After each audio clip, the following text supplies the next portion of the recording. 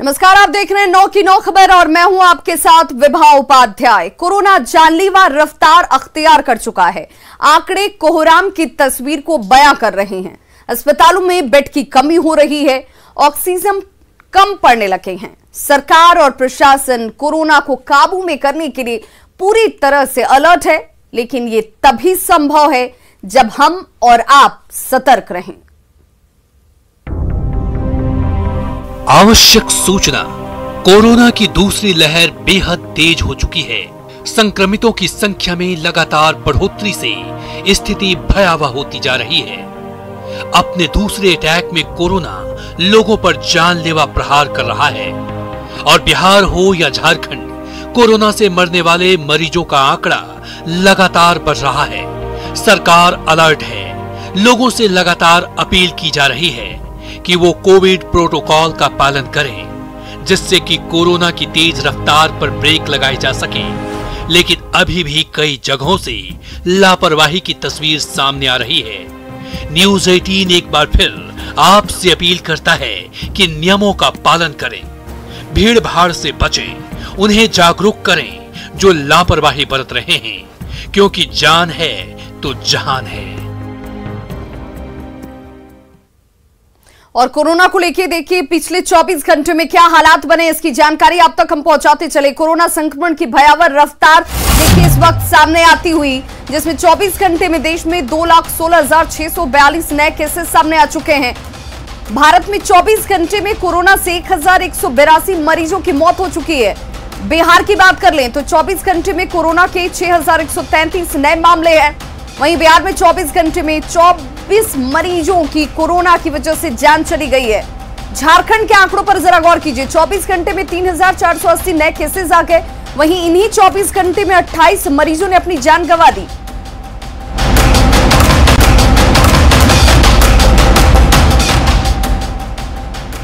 और मरुधरा में वायरस का रिकॉर्ड तोड़ वार देखिए किस कदर जारी है, क्योंकि भारत में क्या आंकड़े हैं वो आप तक हम पहुंचा रहे हैं। साथ ही साथ मरुधरा में वायरस के रिकॉर्ड तोड़ वार की ये तस्वीरें ग्राफिक्स के जरिए आप देख सकते हैं। लेकिन इस बीच बिहार के संक्रमितों के इस 5 दिनों के आंकड़े पर आप नजर डालिए, जो 11 अप्रैल को 3,756 केसेस के तौर पर सामने आई। 12 अप्रैल को थोड़ी गिरावट 2,999, लेकिन 15 अप्रैल आते आते 6,133 केसेस सामने आ जाते हैं। यानी 11 अप्रैल से 15 अप्रैल के बीच दोगुनी संख्या संक्रमितों की सामने है, जो आपको अलर्ट करती है, सावधान करती है। बिल्कुल लापरवाही मत बरतिए, घरों से अनावश्यक बाहर न निकलें, बिना मास्क के घर से बाहर जाने की बिल्कुल लापरवाही मत कीजिए, क्योंकि आप घर से सुरक्षित बाहर जाएंगे, लेकिन हो सकता है कि आप कोरोना को लेकर अपने घर पहुंच जाएं और फिर आपके अपने उसके शिकार हो। ऐसे में आपकी एहतियात की वजह से इसके संक्रमण की रफ्तार को भी रोका जाएगा और आप भी सुरक्षित रहेंगे।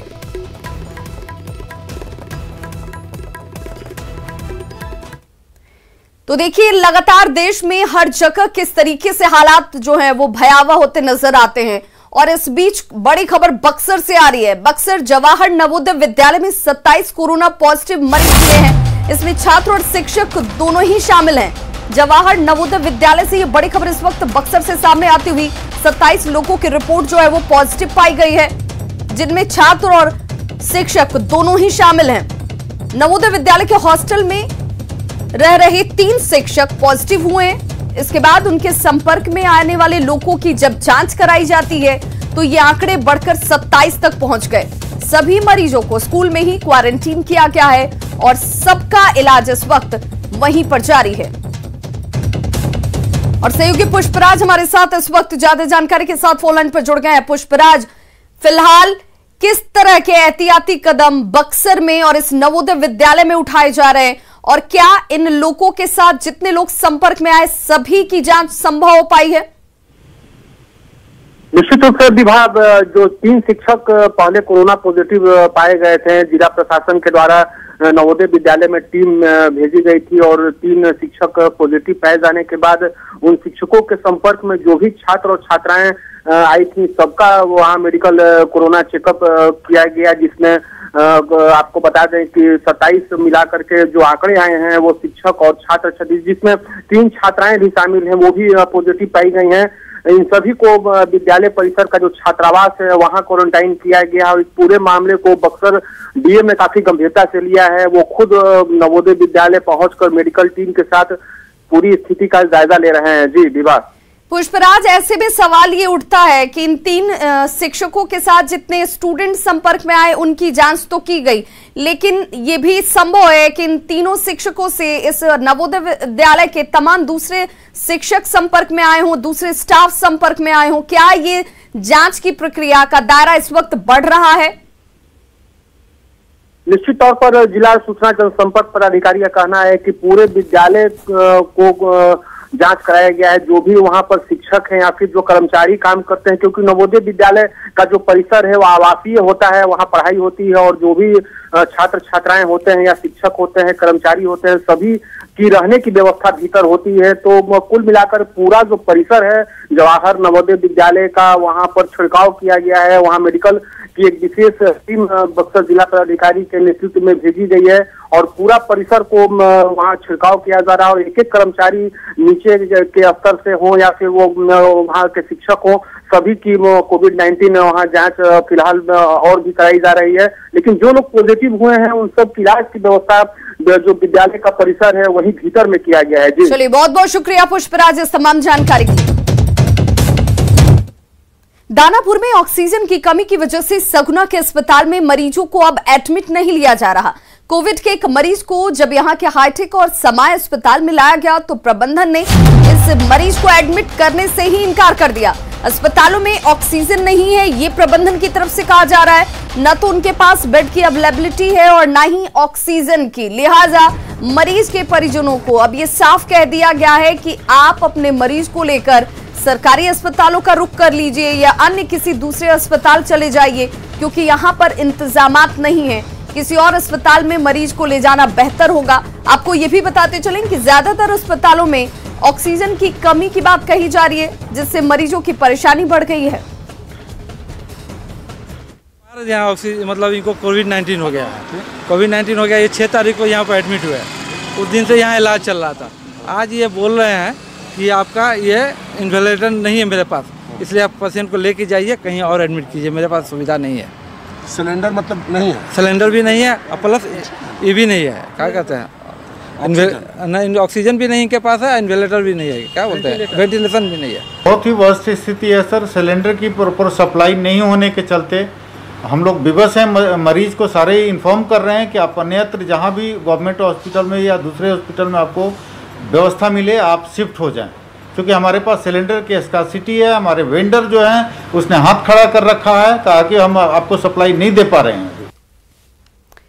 तो देखिए, ऑक्सीजन की कमी को लेकर आखिर मरीज को क्यों लौटाया जा रहा है, जरा इसे भी समझते हैं। देखिए, कोरोना का वायरस फेफड़ों पर ज्यादा असर डालता है। इसका सबसे ज्यादा अगर संक्रमण कहीं पर होता है तो वो फेफड़ों पर होता है। कोरोना मरीज को सांस लेने में परेशानी होती है। उस दौरान ऑक्सीजन की कमी से मरीज की जान जा सकती है। मरीज तभी सुरक्षित है जब उसे ऑक्सीजन अस्पताल में हासिल होगा। अस्पताल फिलहाल रिस्क लेने की स्थिति में नहीं है और ऐसे में मरीज बेहद परेशान नजर आ रहे हैं और अब उन मरीजों को एडमिट नहीं लिया जा रहा, या फिर जो लोग पहले से एडमिट हैं उन्हें दूसरे अस्पतालों का रुख करने की सलाह दी जा रही है। हालांकि अस्पतालों में ऑक्सीजन की कमी को लेकर प्रशासन अलर्ट पर है। राजधानी पटना में कोरोना संक्रमण के बीच ऑक्सीजन सिलेंडर की किल्लत पर प्रशासन की पहल अब रंग ला रही है। पटना के 3 बड़ी एजेंसियों से ऑक्सीजन सिलेंडर की सप्लाई एक बार फिर से शुरू की गई है। सिपारा स्थित ऑक्सीजन सिलेंडर आपूर्ति करने वाली एजेंसी ने यह दावा किया है कि अगर लिक्विड उन्हें मिल जाए तो वो अपनी उत्पादन क्षमता को बढ़ाकर 24 घंटे ऑक्सीजन सिलेंडर की आपूर्ति करने में सक्षम है। एजेंसी का जायजा लिया हमारे सहयोगी संजय कुमार ने। राजधानी पटना में कोरोना के बढ़ते संक्रमण के बीच ऑक्सीजन की किल्लत महसूस की जा रही थी। हम पहुंचे हैं पटना के एक फैक्ट्री में, जहां पर उषा एयर प्रोडक्ट लिमिटेड में किस तरीके से ऑक्सीजन सिलेंडर जो है वो तैयार किए जा रहे हैं। आप देख सकते हैं तस्वीरों में, ये वक्त है, वाकई में ये मौका है लोगों की सेवा करने का और किस कदर इस फैक्ट्री में लोग सेवा में जुटे हुए हैं। काफी संख्या में जो एम्प्लॉई हैं वो यहाँ पर देखिए तस्वीरों में, और हर तरह के सिलेंडर हैं, हर साइज के सिलेंडर हैं। यहाँ पर प्रबंधक हैं, उनसे हम बात करते हैं। व्यवस्था तो ठीक है, लेकिन हम लोग को थोड़ा इनॉक्स लिक्विड देता है, अगर वो अच्छा से पूर्ति करे तो तब सभी को पूरा हो जाए। कितनी सप्लाई आप सिलेंडर के लोग कर पाते हैं? हम लोग 1100 सिलेंडर अगर क्षमता है अभी, अगर लिक्विड रहेगा तब, नहीं तो हम लोग 800 सिलेंडर का क्षमता है। तो पर डे लिक्विड एक टैंक डेली अगर मिल जाए, लगता है कि कोरोना ग्रस्त लोग को क्षतिपूर्ति हो जाएगा। कहाँ सप्लाई करते हैं? हम अभी NMCH में कर रहे हैं, IGMS में कर रहे हैं, IGIC में कर रहे हैं, एम्स में दे रहे हैं, करीब करीब सभी हॉस्पिटल में हम लोग का है। जो पटना वासियों के बीच पैनिक सिचुएशन बन गया है, उसे दूर किया जा सकेगा। बहरहाल सुखद बात यह है कि पटना डिस्ट्रिक्ट एडमिनिस्ट्रेशन इस पूरे मामले को देखकर गंभीर दिख रहा है, और खुद जिलाधिकारी ने दावा किया है कि पटना के लोगों को ऑक्सीजन को लेकर किसी तरह की परेशानी नहीं होने दी जाएगी। कैमरा पर्सन मनीष जुनेजा के साथ संजय कुमार, न्यूज़ 18 पटना। तो ऑक्सीजन की बढ़ी मांग पर पटना जिला प्रशासन ने बड़ा फैसला लिया है। ऑक्सीजन के 3 बड़े सप्लायरों को आदेश दिए गए हैं कि वे अपनी क्षमता का 90% सप्लाई जो है वो अस्पतालों को करें, और 10% ही ये सप्लाई इंडस्ट्री में की जाए। ऑक्सीजन की डिमांड बढ़ गई है, जो पहले था उसकी तुलना में ऑक्सीजन की डिमांड बढ़ी है। उसका एक कारण यह है कि हम लोगों ने बड़े पैमाने पर प्राइवेट हॉस्पिटल्स को भी कोरोना पेशेंट्स के इलाज के लिए अनुमति प्रदान की है। कमी एक तरह से हम कहेंगे पैनिक सिचुएशन नहीं है। आज हम लोगों ने समीक्षा की है, 3 बड़े सप्लायर हमारे यहाँ हैं जो कि लिक्विड ऑक्सीजन मंगा करके बाहर से यहाँ उसकी बॉटलिंग करके और उसको हॉस्पिटल्स को सप्लाई करते हैं हम लोगों के सिलेंडर के माध्यम से। तो हम लोग देख रहे हैं कि मिसमैच बहुत नहीं है। लगभग 10,000 सिलेंडर की आवश्यकता हमको है पर डे, सभी जो डिमांड हम लोग लिए हैं, और उस हिसाब से इन लोगों के पास भी 10 से 11,000 कैपेसिटी है उत्पादन की सिलेंडर्स की। तो बस अभी तक ये हो रहा था कि लगभग 50-50 इंडस्ट्री को और हॉस्पिटल्स को ये लोग दे रहा था। तो आज हम लोगों ने निर्णय लिया है कि अभी जब तक दबाव है हॉस्पिटल्स पर ऑक्सीजन का, तो हम लोग 90% ऑक्सीजन जो है वो हॉस्पिटल को उपलब्ध कराएंगे और 10% ही हम इंडस्ट्रियल यूज के लिए अभी हम लोग करेंगे। तो देखिए, इस वक्त इस तरह का फैसला बहुत जरूरी है, और इसीलिए 90% जो ऑक्सीजन की सप्लाई है वो अस्पतालों को करने के आदेश और 10% ही इंडस्ट्री को करने के आदेश दिए गए हैं। देश के कई अस्पतालों में ऑक्सीजन खत्म है। ऑक्सीजन की बड़ी चुनौती इस वक्त सामने है, और बिहार में भी ऐसे हालात हैं जिस बाबत ये फैसला लिया गया है। सरकार और प्रशासन इसे देखते हुए अलर्ट है। सरकार ने ऑक्सीजन की कमी को दूर करने के लिए जो मैकेनिज्म डेवलप किया है उसे अब समझते हैं। देखिए, आप आपूर्तिकर्ता को 90% ऑक्सीजन सिलेंडर मुहैया कराने के निर्देश दिए गए हैं। ऑक्सीजन आपूर्ति की मॉनिटरिंग मजिस्ट्रेट करेंगे। तो 3 बड़े अस्पतालों में सरकार ने IAS की तैनाती की है। सिस्टम और सरकार के बीच ये तालमेल बनाने की कोशिश होगी, और पेंडेमिक माहौल में लोगों को मुकम्मल इलाज मिल सके, इससे तौर पर भी इसे देखा जा रहा है, ताकि मरीजों को किसी तरह की कोई परेशानी का सामना न करना पड़े। राजगीर के सम्राट अशोक भवन में 45 बेड वाले आइसोलेशन सेंटर्स को बनाया गया है। प्रशासन के मुताबिक यहां पर ऑक्सीजन और उपचार की पर्याप्त व्यवस्था की गई है। SDO ने सेंटर का जायजा लिया और साफ सफाई, टॉयलेट और पेयजल की व्यवस्था पर संतुष्टि जाहिर की। उन्होंने कहा कि कोविड के बढ़ते दायरे की वजह से ये तमाम व्यवस्थाएं की जा रही हैं। आइसोलेशन सेंटर बनाया गया है, जैसा आप देख रहे हैं, सम्राट अशोक भवन के अतिथि गृह में और मुख्य सभागार में 30 बेड वहाँ लगाया गया है। हालांकि बेड तो अधिक लगे हैं, लेकिन मैंने दूरी के हिसाब से कि दो लोग अगर रहें तो उनके बीच पर्याप्त दूरी हो, हिसाब कुछ बेड वहाँ कम करने के लिए बोला है। 30 बेड वहाँ लगेंगे और 12 बेड यहाँ लगेंगे। 6 कमरे हैं ना, यहाँ एक कमरे में एक बेड लगा है। 36 बेड अभी हम लोगों को उपलब्ध करा देंगे पेशेंट्स के। ऑक्सीजन सिलेंडर, दवा की व्यवस्था और डॉक्टर की व्यवस्था आने के बाद हम लोग अलग से रोस्टर ड्यूटी बना करके यहाँ पर डॉक्टर के और GNM की प्रतिनियुक्ति करेंगे, उसकी तैयारी कर ली है। सभी तरह पहल हो चुकी है। सभी पहल हो चुकी है। हाँ, सभी काम हो चुके हैं। महापर्व छैती छठ की आज से शुरुआत हो गई है। नहाय खा के साथ ही ये पर्व 4 दिनों तक चलेगा। हालांकि इस बार कोरोना की वजह से घाटों पर काफी कम संख्या में लोग पहुंचेंगे। प्रशासन ने भी लोगों से घरों पर ही त्योहार को मनाने की अपील की है। फिर भी गंगा घाट पर सुबह से कुछ लोग स्नान करते, पूजा पाठ करते नजर आ रहे हैं, जो गंगा जल घर ले जा रहे हैं और पर्व की तैयारी में जुटे हुए हैं। महिलाओं से बात की संवाददाता शैलेंद्र कुमार ने। लोक आस्था के महापर्व छठ की आज से शुरुआत हो गई है। नहाए खाए के साथ इस पर्व की शुरुआत होती है और ये एक तस्वीर हम पटना के गंगा घाट के दिखा रहे हैं। यह दीघा घाट है जहां पर जो छठ व्रती हैं अपने परिवार के साथ यहां पहुंचे हैं। आज की मान्यता है कि लोग नहाए खाए का व्रत करते हैं। अमूमन कोशिश ये होती है कि गंगा नदी में नहा करके उसके बाद जो गंगा जल होता है वो छठ व्रती लेके जाते हैं घर पर, उसके बाद प्रसाद बनाते हैं।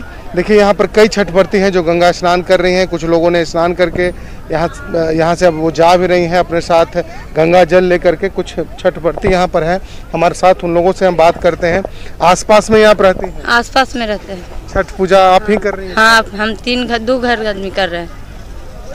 तो गंगा स्नान के बाद गंगा जल लेकर के जा रही हैं? हाँ, गंगा जल लेके जाएंगे तो दाल चावल बनाएंगे, पानी डाल के गंगा जी है। उसके बाद हम लोग मुंह जुठाएंगे, तब कोई घर में जुठाएगा। काफी महत्वपूर्ण पर्व होता है और काफी साफ सफाई और स्वच्छता के साथ मनाया जाता है। हाँ, मनाया जाता है। आज प्रसाद में क्या क्या बना रही हैं? दाल चावल बनेगा, वही कद्दू की सब्जी चना डाल के बनेगा, और क्या बनेगा। यहाँ से जाके प्रसाद बनाएंगे, फिर अर्घ देने आएंगे, करते हैं। गंगा नदी के किनारे छठ पूजा का महत्व और बढ़ जाता है? बढ़ जाता है, हाँ। लेकिन कोरोना है उसका भी ख्याल रखना। कोरोना से तो ख्याल जरूर रखेगा। मास्क लेके आए हैं, मास्क ले ही के लगाएंगे, मास्क ले ही के जाएंगे।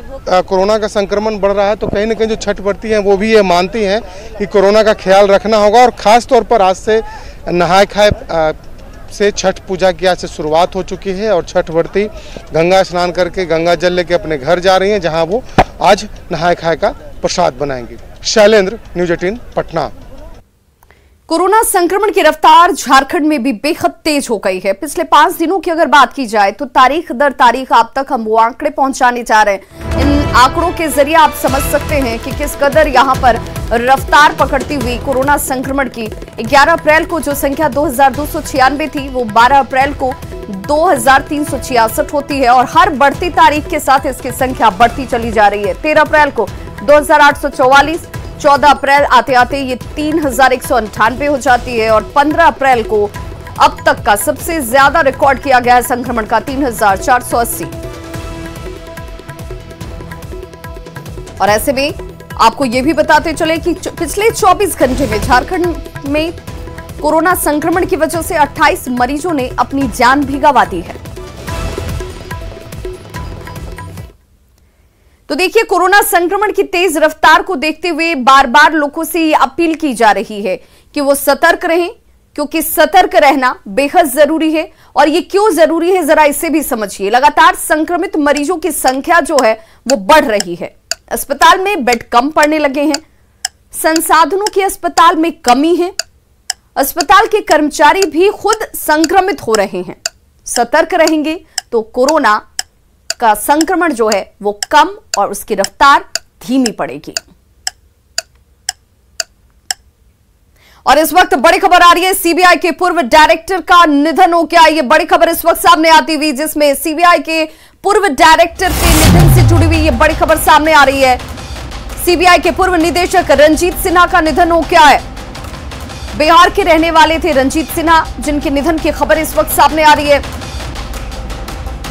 और सहयोगी शंकर आनंद हमारे साथ इस वक्त ज्यादा जानकारी के साथ दिल्ली से जुड़ गए हैं। शंकर, रंजीत सिन्हा के निधन ने एक बार फिर से बिहार को शोकाकुल कर दिया, लेकिन अचानक से मौत की खबर सामने आती है। निश्चित तौर पर देखिए, रंजीत सिन्हा की बात करें तो ये बहुत ही मजबूत और कद्दावर आईपीएस ऑफिसर थे और सीबीआई डायरेक्टर पद से ये पिछले कुछ साल पहले रिटायर्ड हुए थे और दिल्ली में ही रह रहे थे। लेकिन आज सुबह में तकरीबन 4:30 बजे इनकी मौत की खबर आई। और रंजीत सिन्हा की अगर बात करें तो 1974 बैच के ये आईपीएस ऑफिसर थे और ये जिस तरह से इनका कद रहा है, ये काफी मजबूत और बड़े फैसले लेने वाले अधिकारी के तौर पे जाने जाते थे। और जिस वक्त में इन्होंने आईपीएस निकाला था उस वक्त में वो अपने बैच के सबसे यंगेस्ट, सबसे कम उम्र के अधिकारी रहे थे और बिहार मूल के रहने वाले थे। तो रंजीत सिन्हा की अगर बात करें तो रंजीत सिन्हा इससे पहले सीबीआई से पहले आईटीबीपी और आरपीएफ में भी डीजी पद पर रह चुके हैं। तो कहीं न कहीं अचानक उनके इंतकाल की खबर सुनने के बाद कई जो खासकर ब्यूरोक्रेसी में काफी जो एक कहा जा सकता है एक शोक की लहर जो है वो फैल गई है। और जिस तरह से सीबीआई की बात करें तो सीबीआई में उनका जो कार्यकाल रहा वो काफी चर्चित रहा, लेकिन जिस तरह से बाकायदा आज मौत की खबर आई है तो इस मामले पर हालांकि अभी तक सीबीआई के दफ्तर से औपचारिक तौर पर पुष्टि नहीं की गई है, लेकिन हमारे सूत्र जो है इस खबर की पुष्टि कर रहे हैं और उन्होंने इस बात की भी पुष्टि किया है कि आज सुबह 4:30 बजे दिल्ली में उनका इंतकाल हुआ है। हालांकि जो मौत की क्या वजह रही है, कोविड रही है या कुछ और भी रही है, इस मामले में भी अभी जानकारी नहीं मिल पाई है। लेकिन जिस तरह से कोरोना का कहर लगातार बढ़ता जा रहा है, लगातार कोरोना के मामले बढ़ते जा रहे हैं, तो कहीं न कहीं राजधानी दिल्ली समेत तमाम अन्य दूसरे राज्य जो हैं बाकायदा वहां के लोगों को भी सतर्क रहने की आवश्यकता है और सतर्कता के साथ घर से बाहर निकलने की है। अगर आवश्यकता नहीं है तो घर से बाहर निकलने की जरूरत भी नहीं है। चलिए, बहुत बहुत शुक्रिया शंकर आनंद इस तमाम जानकारी के लिए। और फिलहाल यहाँ रुक रहे एक छोटे से अंतराल के लिए, फौरन होंगे वापस, बने रहिए हमारे साथ।